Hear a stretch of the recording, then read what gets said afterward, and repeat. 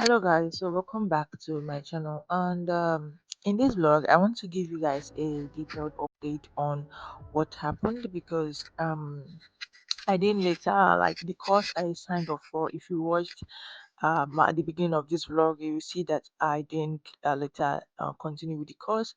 Why? Because there are lots of things involved.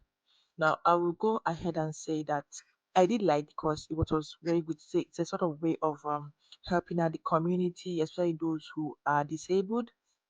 So, the thing that stopped me from uh, so the thing that made me to stop the course was number one, it was too far from my house.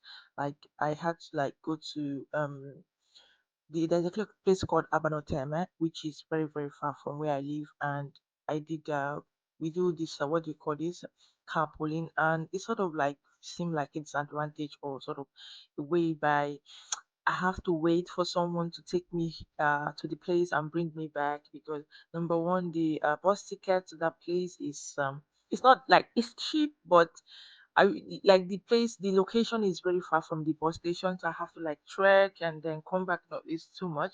Secondly, it's a hard work. Sometimes it do coincide with my work, which is I have work around I leave my house around 6 to come back around 9, like that's when we close. But before I can get the bus that is going to my house, be like around 9:30, then arrive at home maybe around 10:30 or something.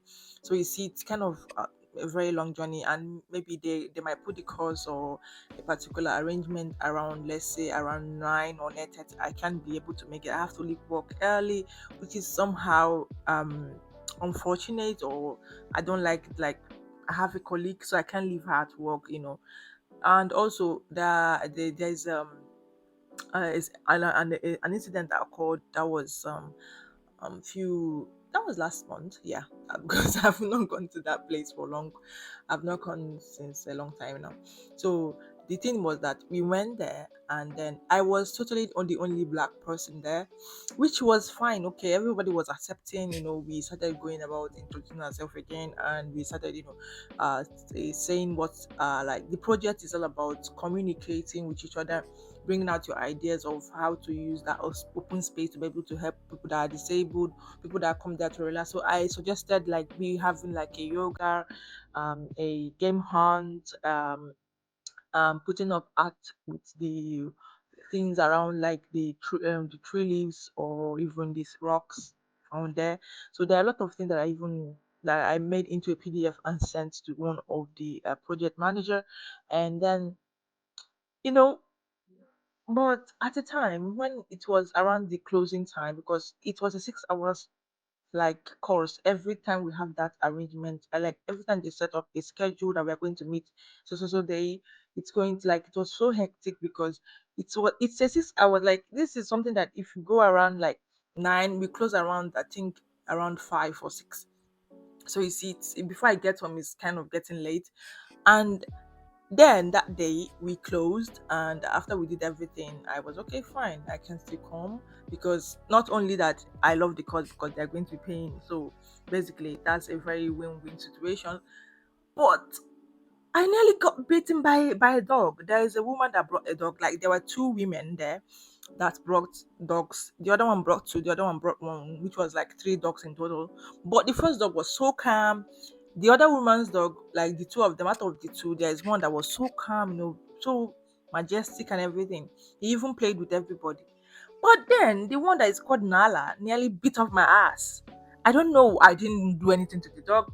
Yeah, the dog did sense that I was afraid, but I because I sort of know that a lot of people that owns dog. Me, I did own a dog back when in Nigeria. Even my grandfather reared dogs, but I do know that some certain people don't know how to like control their dogs. So I tend to, when I see someone with a dog, I tend to stay far away just in case, because these are animals. Yeah, I love dogs. They are good pets. They make good family or anything. But it's kind of a situation whereby it sense that okay, this is how this is going to play out, and I did sense it. So that's why I was just keeping like 10 foot. I was just staying 10 foot away from the dog. So immediately we are just like, because the person that was supposed to drop me off has already left, and then The woman offered to like help me, and the other dog, the calmer one, went with her daughter. And this dog kind of beat off my jacket, because now the jacket is even with my mom. She's a tailor, so she's helping me to fix it. And I love that jacket a lot. And it beat off that. Imagine if that was my hand or my ass, because thank God I tied it, because it's kind of a windy weather that day. So I tied the jacket after, like, in when the weather was going down, so, or when the sun was going down, I tied the jacket around my waist, and this dog just leaped off from the owner and then beat my clothes. Guys, this is not a joke.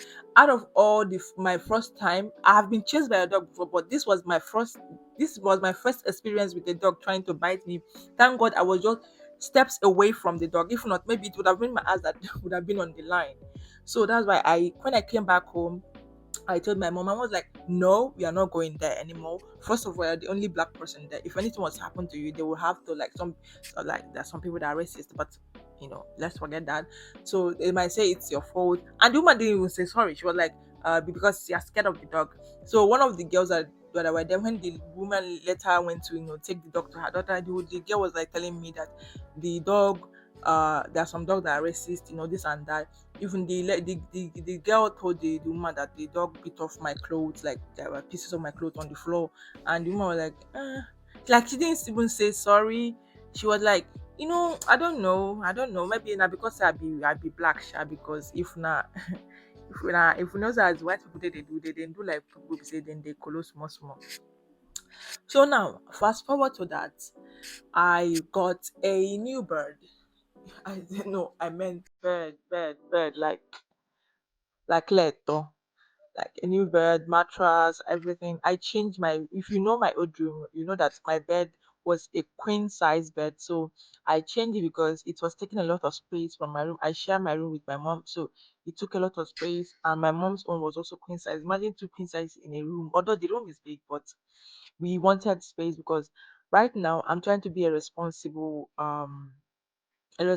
adult. I'm trying to plan for the future. So I'm getting my properties little by little. I will have to get like TVs, fridges, because I'm planning on moving out when I'm about to enter the university.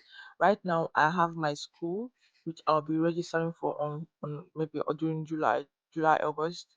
So when I register for the school, and after my superior, which is like for the strangers, is for strangers, then I get into the university. So I'm trying to, like, for now that I'm still staying free at my parents' house, gather small things. And whenever I'm ready to move out, I won't have to be going about buying all those properties again. So I got like the white bird. So let me show you. So this is the white bed, and as you can see, so I'm planning on redecorating. Like, here, you can see this is a window. So here, like, will be where the TV will be. And yeah, I already have my fan. These are my shoes. I'm planning on buying like a shoe rack, or the ones that I can stock under my bed. So here is my desk. As you guys can see, here's a desk. So here I'm planning on putting like an IKEA desk, sorry, IKEA rack. Then here putting like vines, all those kind of stuff. And here put like lights, LED lights, strip lights, and so I can make my Now it's podcast. kind of These are tapes, double-sided tape that I removed, so it's kind of leaving a mark. But I'm planning on making everything little by little, at least from now till this year. And this room is going to have like a very new look. I did also remove like the rugs. I don't know if you guys see that, I don't know, but I did remove the rugs. And I also did splurge a little bit. I bought myself a new shoe. It's a sneakers. I bought it from H&M. I don't know why I want to pronounce this in Italian language. I don't know, because it's my thing. I want to say Akayeme. I bought it at H&M because that's where I work. So yeah, their clothes are very very cheap. So right now I want to prepare like Indomie and eggs, because I did get like a carton of Indomie, and I did also get like a crate of egg. Mind you, I'm not just the only one that's going to eat it, so I'm basically going to also give my mom. I can't finish a crate of eggs, but I do love eggs a lot. So later in the evening, we are planning on throwing away the rest of the stuff like that I don't know from this room, like the queen size bed, the bed rack, and the other stuff like my mom's work. So I'll see you guys later.